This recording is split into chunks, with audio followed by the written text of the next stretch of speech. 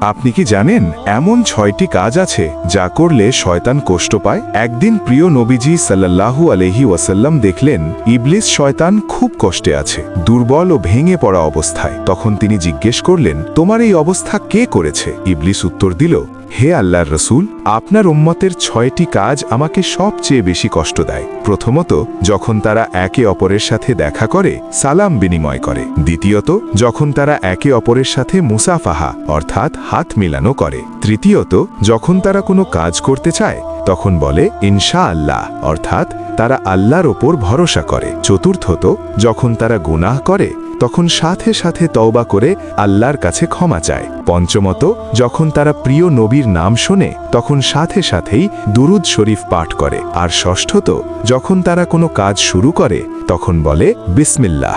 ইবলিস বলল, এই কাজগুলোই আমাকে সবচেয়ে বেশি দুর্বল করে দেয়। তাই আসুন আমরাও এই আমলগুলো বেশি বেশি করি এবং শয়তানকে দুর্বল করে দিই। আল্লাহ আমাদের সবাইকে আমল করার তৌফিক দান করুন।